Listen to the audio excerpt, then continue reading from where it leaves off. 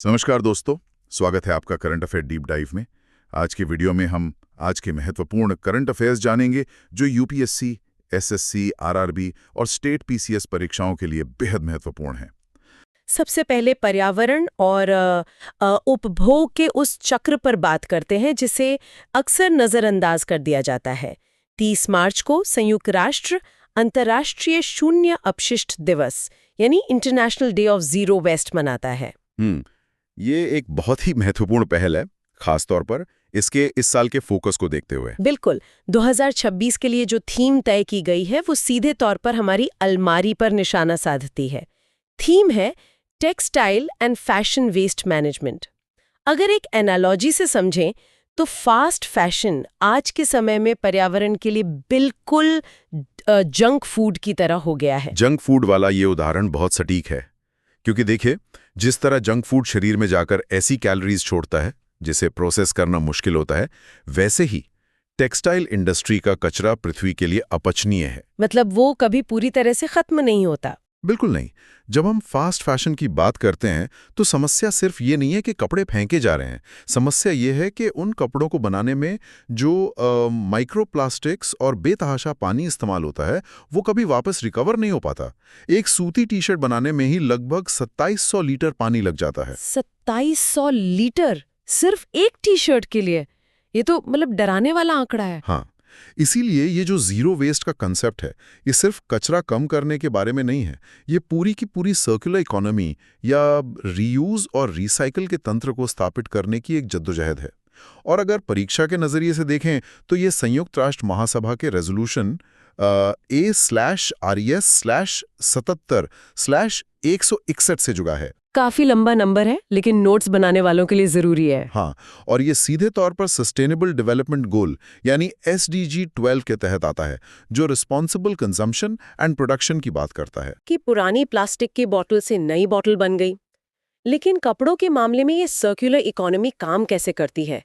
एक बार कपड़ा फट गया तो उसे नया कैसे बनाएंगे? यही वो जगह है जहां इंडस्ट्री को अपना पूरा डिजाइन प्रोसेस बदलना पड़ रहा है। सर्कुलर इकोनॉमी का मतलब प्रोडक्ट के अंत से नहीं, बल्कि उसकी शुरुआत से होता है। मतलब डिजाइनिंग के स्तर पर ही बदलाव। बिल्कुल। कपड़े इस तरह से डिजाइन किए जाने चाहिए कि उनके फाइबर्स को आसानी से अलग किया जा सके। अभी जो कपड़े बनते हैं उनमें कॉटन, पॉलिएस्टर और इलास्टिन का ऐसा मिक्स होता है जिससे वैज्ञानिक रूप से अलग करना बेहद खर्चीला है। तो ये पूरी सप्लाई चेन की रिवर्स इंजीनियरिंग है। और जब सप्लाई चेन और प्राकृतिक संसाधनों को ट्रैक करने की बात आती है तो हमारे सोर्स मटेरियल का अगला हिस्सा इसी दिशा में एक बहुत बड़ा और व्यावहारिक कदम दिखाता है। हाँ, ये आंध्र प्रदेश से जुड़ी खबर है। सही कहा। आंध्र प्रदेश सरकार ने एक ऐसा मुकाम हासिल किया है जो पूरे देश के लिए एक नजीर बन सकता है। आंध्र प्रदेश फॉरेस्ट सर्टिफिकेशन हासिल करने वाला देश का पहला राज्य बन गया है और इस सर्टिफिकेशन को प्रमाण नाम दिया गया है। इस प्रमाण सर्टिफिकेशन की जो कार्यप्रणाली है वो बहुत ही वैज्ञानिक है। अमूमन होता यह है कि बाजार में जो लकड़ी या वन उत्पाद आते हैं उनका कोई ओरिजिन ट्रैक नहीं होता। किसी को नहीं पता कि वो पेड़ कहाँ से कटा है। बिल्कुल, किसी संरक्षित जंगल से अवैध रूप से कटा है या किसी कमर्शियल प्लांटेशन से आया है। ये सर्टिफिकेशन एक तरह का, समझ लीजिए, जंगल के लिए बारकोड है। ये सुनिश्चित करता है कि जो भी उत्पाद बाजार में आ रहा है वो रिस्पॉन्सिबल फॉरेस्ट्री का हिस्सा है। और स्टैटिक जीके के नजरिए से देखें तो ये Indian forest and would certification scheme यानी IFWCS के तहत आता है, जो ministry of environment, forest and climate change यानी MOEFFC का इनिशिएटिव है। और वहाँ के स्थानीय इकोसिस्टम को नष्ट नहीं किया गया है। लेकिन अगर इस पर थोड़ी आलोचनात्मक नजर डालें तो क्या ऐसे सर्टिफिकेशन से चीजें महंगी नहीं हो जाती? अगर हर लकड़ी के टुकड़े को ट्रैक किया जाएगा तो जो फर्नीचर या कागज बनाने वाली कंपनियां हैं उनका खर्च तो बढ़ जाएगा ना? अल्पकाल में हाँ, लागत थोड़ी बढ़ सकती है, लेकिन व्यापक आर्थिक नजरिए से ये एक बहुत जरूरी निवेश है। अगर जंगल ही नहीं बचेंगे तो पूरी की पूरी टिम्बर इंडस्ट्री एक दिन वैसे भी खत्म हो जाएगी। वो तो है, सस्टेनेबिलिटी जरूरी है। और ग्लोबल मार्केट अब बहुत संवेदनशील हो गया है। यूरोपीय संघ जैसे बड़े बाजार अब बिना सर्टिफिकेशन वाले वन उत्पादों को अपने यहाँ घुसने ही नहीं देते। इसलिए प्रमाण जैसे इनिशिएटिव्स भारत के निर्यातकों को ग्लोबल स्तर पर एक रणनीतिक फायदा देते हैं। ये एक बहुत ही व्यवहारिक नजरिया है। अब संसाधनों के स्वास्थ्य से आगे बढ़कर उस स्वास्थ्य की बात करते हैं जो किसी भी राष्ट्र की असल बुनियाद है, यानी मानव स्वास्थ्य। और यहाँ जो रिपोर्ट है वो सच में मतलब चिंताजनक है। बहुत ज्यादा। मेडिकल जर्नल द लांसेट ने एक डेटा प्रकाशित किया है जिसके मुताबिक 2023 में भारत में लगभग 24,700 मातृ मृत्यु यानी मैटरनल डेथ्स दर्ज की गई। वर्तमान में जो मैटरनल मोर्टेलिटी रेशियो यानी MMR है वो 116 प्रति 1 लाख जीवित जन्म पर है। ये MMR का आंकड़ा जो प्रति 1 लाख जीवित जन्म पर गिना जाता है, ये पब्लिक हेल्थ का एक बहुत बड़ा इंडिकेटर है। ये सिर्फ एक नंबर नहीं है, ये महिलाओं की हेल्थ केयर एक्सेसिबिलिटी की हकीकत बताता है। और यहाँ एक सीधा सा गणित है जो परेशान करता है। 2030 का जो लक्ष्य है सस्टेनेबल डेवलपमेंट गोल्स के तहत, वो इस आंकड़े को 70 से नीचे लाने का है। हम अभी 116 पर है और हमारे पास कुछ ही साल बचे हैं। ये गैप बहुत बड़ा है। इसका मतलब क्या है? ये जो 116 से 70 तक का गैप है, इसे समझने के लिए हमें इसके पीछे के 3 डिलेज यानी 3 देरी वाले मॉडल को समझना होगा, जिसका इस्तेमाल पब्लिक हेल्थ एक्सपर्ट्स अक्सर करते हैं। 3 डिलेज मॉडल मतलब मौत के 3 कारण? मौत के कारण नहीं, बल्कि सिस्टम की 3 कमियां। मात्र मृत्यु अचानक नहीं होती, ये 3 स्तरों पर होने वाली देरी का परिणाम है। पहली देरी ये तय करने में कि महिला को अस्पताल ले जाना है, दूसरी देरी घर से अस्पताल तक पहुंचने का ट्रांसपोर्ट, और तीसरी देरी अस्पताल पहुंचने के बाद सही और तुरंत इलाज मिलने में देरी। तो मतलब ये सिर्फ एक मेडिकल फेलियर नहीं है, ये एक लॉजिस्टिक और सोशल फेलियर भी है। बिल्कुल। जब 116 माताओं की जान जा रही है तो इसका मतलब है कि सिस्टम के इन तीनों स्तरों में से कहीं ना कहीं कोई कड़ी टूट रही है।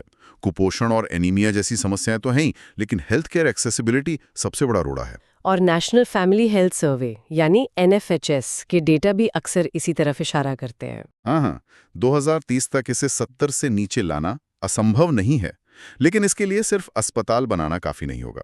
उस पूरी चेन को ठीक करना होगा जिसमें आशा वर्कर के पहले संपर्क से लेकर जिला अस्पताल के ब्लड बैंक तक सब कुछ शामिल है। ये वाकई एक बहुत बड़ी ढांचागत चुनौती है।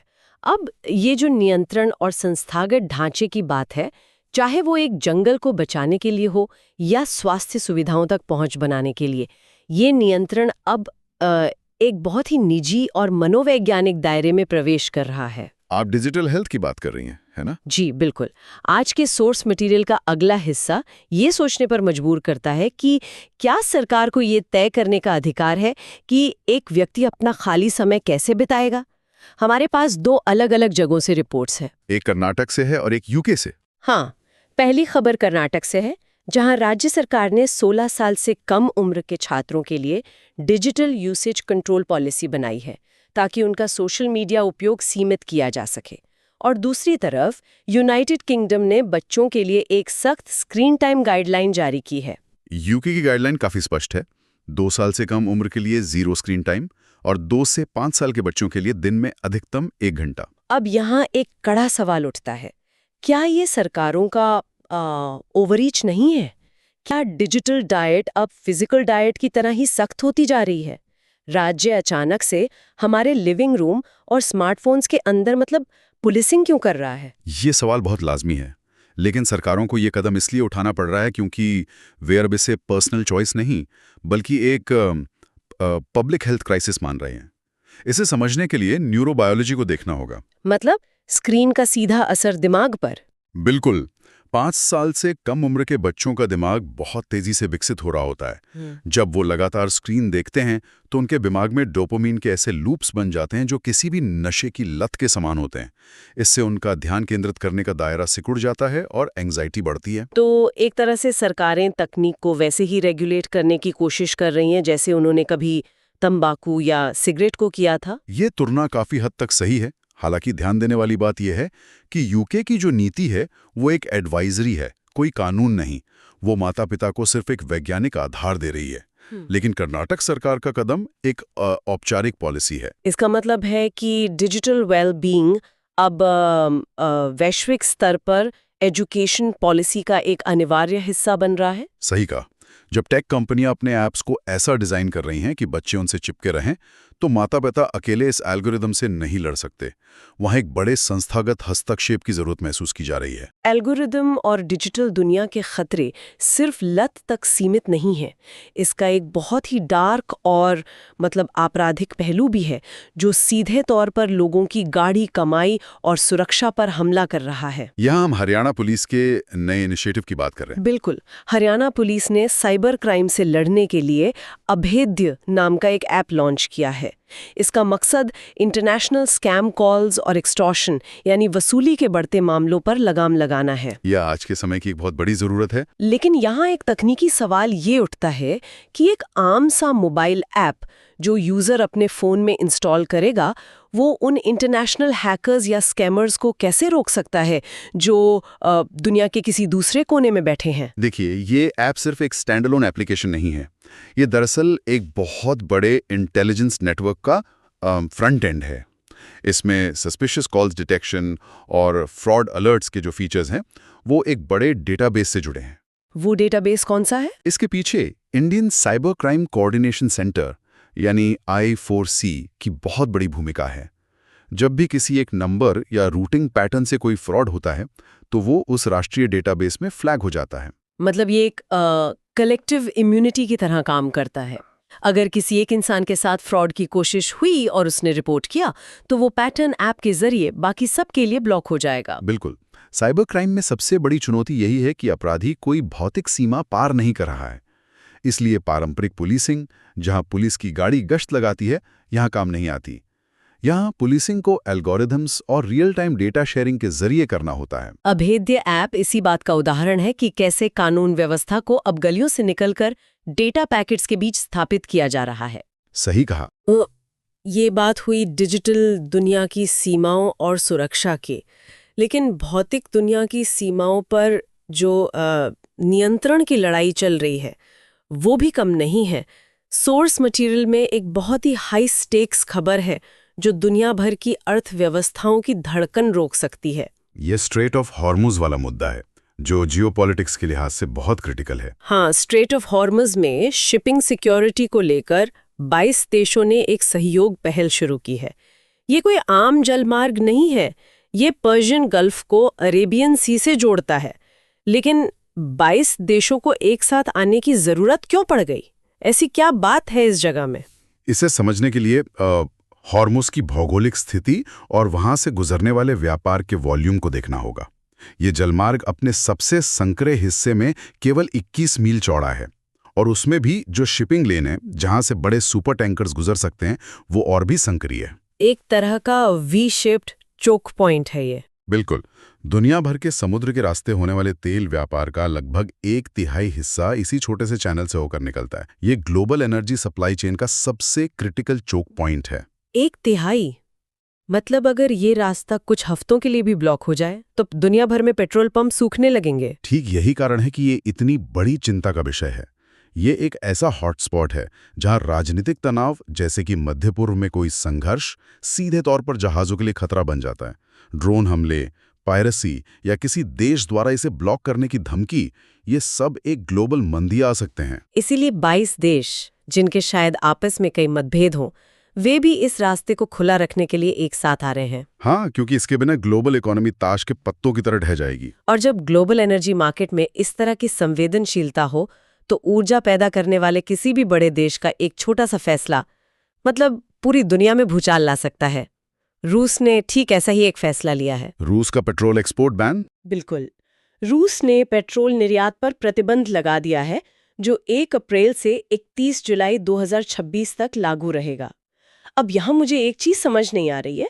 रूस की पूरी अर्थव्यवस्था का एक बहुत बड़ा हिस्सा तेल और गैस बेचने पर टिका है, फिर वो खुद ही अपना पेट्रोल बाहर बेचना क्यों बंद कर रहा है? पहली नजर में ये फैसला थोड़ा अजीब लगता है, लेकिन यहाँ अर्थशास्त्र का एक बुनियादी सिद्धांत काम कर रहा है कि घरेलू स्थिरता हमेशा अंतर्राष्ट्रीय मुनाफे से ऊपर होती है।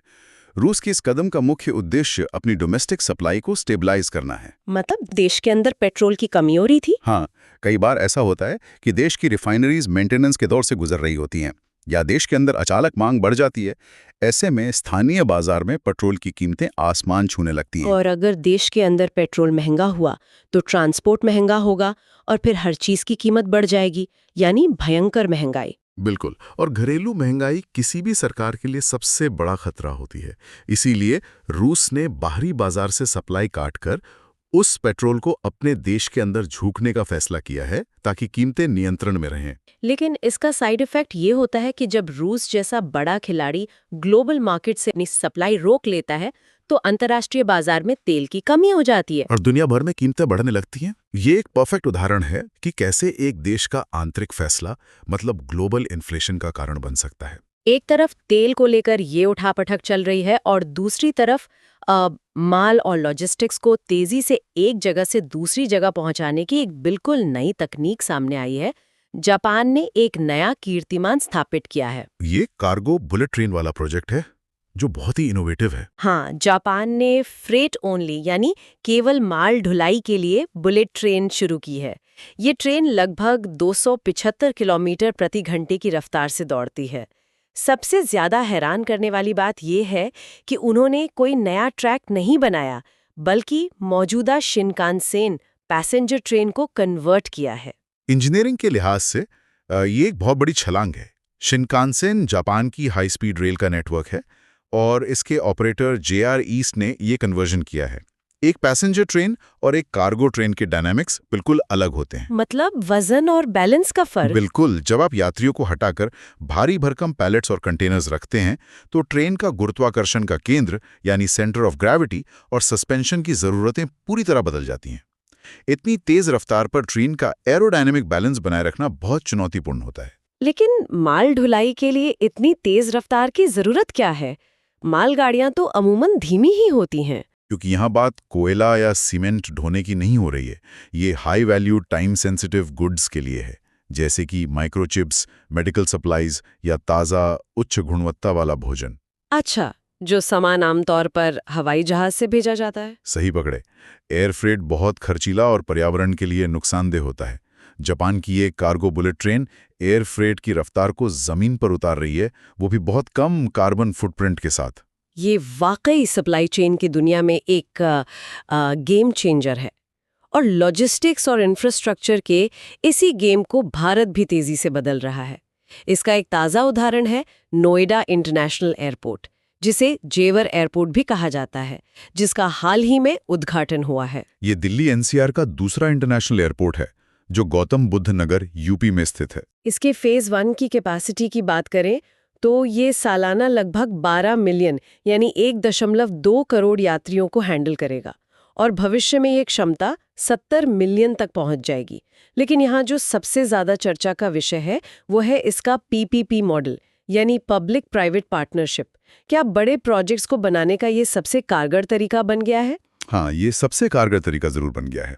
PPP मॉडल के काम करने का जो मैकेनिज्म है वो दोनों पक्षों की कमजोरियों को कवर करता है। किसी भी बड़े एयरपोर्ट के लिए सबसे मुश्किल काम होता है जमीन का अधिग्रहण करना और पर्यावरण संबंधी क्लियरेंस लेना। ये काम सरकार आसानी से कर सकती है और उसे बनाने का काम प्राइवेट कंपनी करती है। बिल्कुल। उस एयरपोर्ट को विश्व स्तरीय तकनीक के साथ समय सीमा के भीतर और व्यावसायिक कुशलता से बनाना, इसमें प्राइवेट सेक्टर माहिर है। मतलब सरकार ढांचा देती है और प्राइवेट कंपनियां उसमें रफ्तार और एफिशिएंसी डालती हैं। एकदम सही।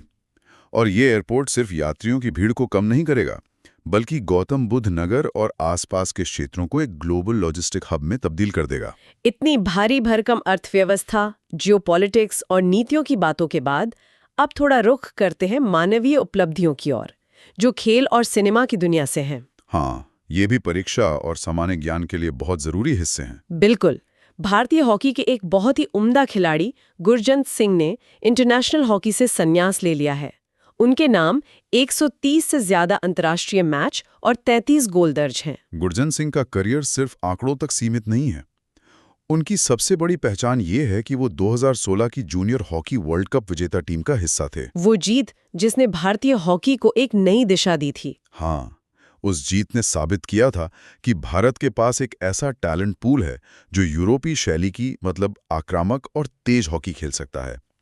गुरजंत की गति ने फॉरवर्ड लाइन में बहुत अहम भूमिका निभाई थी। ये खेल में एक पूरी पीढ़ी को प्रेरित करने वाली बात है और ऐसी ही एक लंबी पारी सिनेमा की दुनिया में भी देखने को मिली है।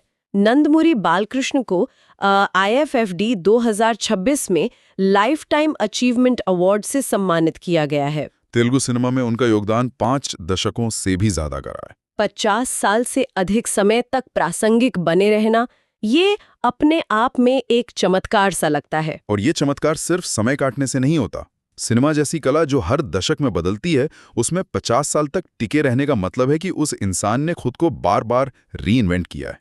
तो अगर हम इन तमाम बातों, रिपोर्ट्स और कहानियों के सिरों को एक साथ बांधने की कोशिश करें, तो आज हमने देखा कि कैसे पर्यावरण के लिए जीरो वेस्ट और प्रमाण सर्टिफिकेशन जैसे कदम उठाए जा रहे हैं। जी। हमने लैंसेट की रिपोर्ट के जरिए पब्लिक हेल्थ की हकीकत समझी। और हमने ये भी देखा कि कैसे डिजिटल नीतियां जैसे स्क्रीन टाइम और अभेद्य ऐप हमारी जिंदगी को सुरक्षित करने की कोशिश कर रही हैं। साथ ही स्ट्रेट ऑफ हॉर्मुज़ और रूस के तेल के खेल से ग्लोबल इकोनॉमी के धड़कन को समझा, और जापान की बुलेट ट्रेन से लेकर जेवर एयरपोर्ट तक का सफर तय किया। ये परीक्षा की तैयारी और दुनिया को समझने के लिए एक बेहतरीन पैकेज था। यदि आपको ये वीडियो उपयोगी लगा हो तो कृपया इसे लाइक करें। ऐसे ही रोजाना करंट अफेयर्स और महत्वपूर्ण जानकारी पाने के लिए हमारे चैनल को सब्सक्राइब करना ना भूलें। इस वीडियो को अपने मित्रों और साथियों के साथ अवश्य साझा करें। हम आपसे अगले वीडियो में फिर मिलेंगे। धन्यवाद।